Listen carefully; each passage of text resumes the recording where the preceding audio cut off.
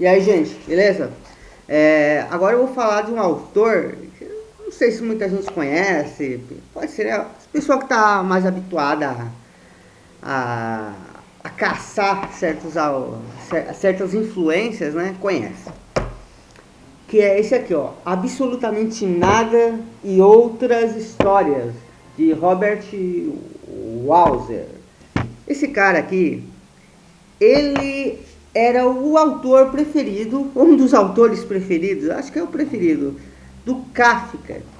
Então, né, vocês sabem que o Kafka, aquele cara da mente perturbadíssima, mas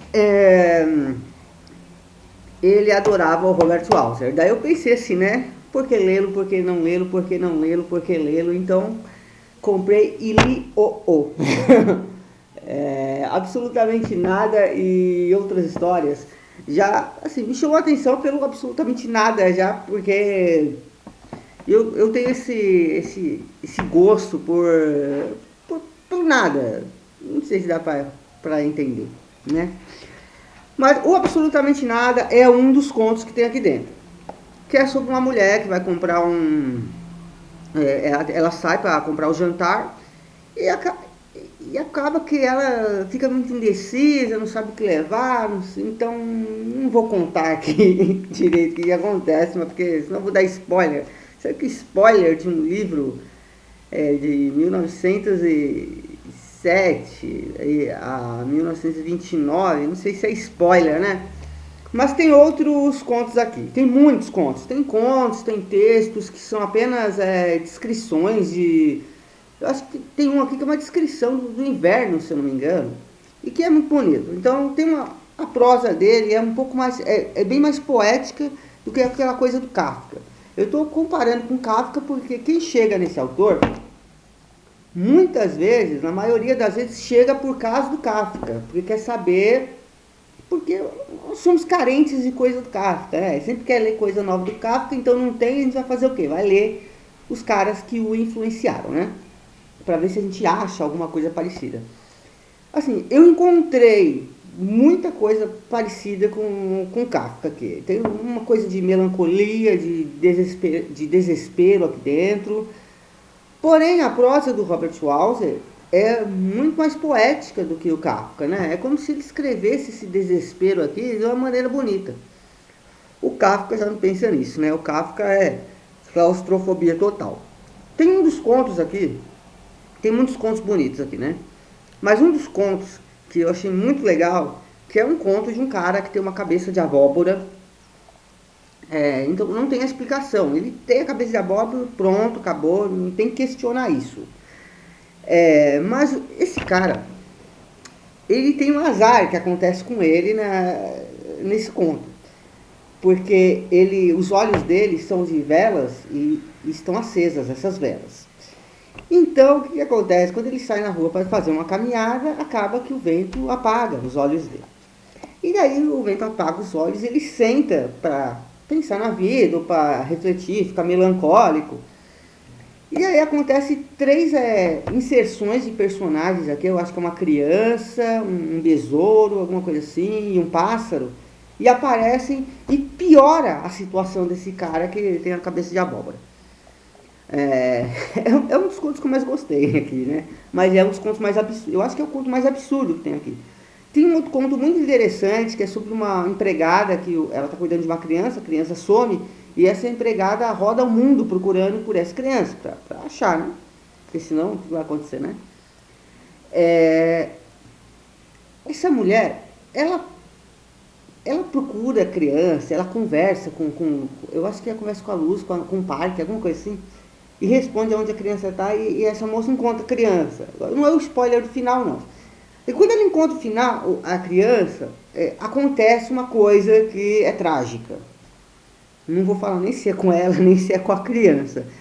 Mas eu estou falando disso porque o Robert Walser, às vezes, ele é um pouco. Ele é irônico nas coisas que ele fala. O Kafka é desespero, né? Total, né? Se tem uma ironia lá no Kafka, mais pelo absurdo da situação. Mas o Robert Walser, quando ele escreve as coisas, ele é irônico mesmo, como se ele estivesse debochando do próprio absurdo e da própria tragédia do personagem dele. Porque acontece esse final trágico e o Robert Walser, como autor, ele aparece, ele fala, né, com o leitor. E ele fala como se, tá, isso aí é uma banalidade, isso aí, sabe? Ele faz pouco caso dessa mulher. Tem muitos contos interessantes aqui, eu gostei da maneira dele contar a história, eu ainda prefiro Kafka, porque eu acho que dá para entender sim porque o Kafka gostava desse cara, porque tem alguma coisa que fala diretamente com o Kafka aqui, ou que o Kafka achou que falava com ele, né? Tem um outro texto que é muito legal, tem dois textos, na verdade, que eu gostei bastante, são textos banais. Um é uma carta que o cara manda para uma empresa para solicitar um emprego, perguntando se tem emprego para ele. Só que ele tem uma consciência de que ele não é um cara muito competente. Ele tem uma consciência desse negócio e ele meio que se reduz um pouco nessa carta para o emprego, né? E o outro texto é um cara falando sobre a vida dele. É um cara bem melindroso, mas é como se fosse uma ode à mediocridade, sabe? Porque esse cara, ele é um zero à esquerda, mas sabe?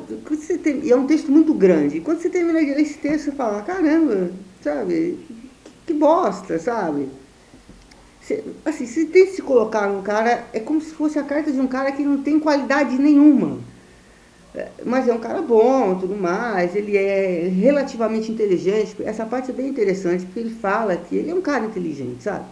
Ele consegue raciocinar, pensar em coisas, ele é criativo, porém na hora que ele surge um teste de inteligência, ou alguma coisa na vida dessa pessoa que perde uma desenvoltura que parta da inteligência, esse cara é só mais um medíocre, sabe? Ele percebe o quanto ele não sabe nada, o quanto ele não é inteligente, sabe? Nossa, esse texto foi muito triste, sabe? Esse texto é muito triste. Tem um texto bonito sobre o inverno aqui, é um texto poético até. Tem sobre a coruja meio que se desfaz dela mesma, assim, né? Pela aparência dela um pouco mais feia, né? Quando ela é adulta, porém tem esse contraste, quando ela era criança, ela era mais bonita, né? Tem muitos contos aqui, tem, sei lá, 160 páginas e tem coisas muito legais. Só que tem em alguns momentos, esse Robert Walser, ele fala que elogia as pernas das moças, tudo. Tem um momento que às vezes parece que esse Robert Walser, não sei, pode ser impressão minha ou ele não gosta muito das camadas mais pobres da sociedade e ele é um cara bem preso à mentalidade do convencional, né? Do homem é homem, a mulher não estou falando de sexualidade, de essas coisas atuais, né? Do GLS, não é isso, mas aquilo que já vem bem antes, né? Que é o problema da mulher na sociedade, sabe? Que como o John Lennon falava, né? Que eu acho que era o John Lennon, que a mulher é o negro do mundo, né? É como se o Robert Walser ele meio que concordasse com um estereótipo. Assim, eu estou vendo uma mensagem subliminar aqui, que pode ser loucura da minha parte. Como se ele concordasse que a mulher tem o seu posto, é esse, pronto, o homem tem o seu posto, é esse, pronto, a mulher serve para isso, o homem serve para isso, e pronto, acabou. Isso foi o que me passou um pouco, sabe? Como se ele fosse um cara muito, um cara conservador, só que um cara que não faz um texto claro sobre isso para levantar sua bandeira. Ele é só um cara aí que, tá, foda-se o mundo aí, sou conservador mesmo.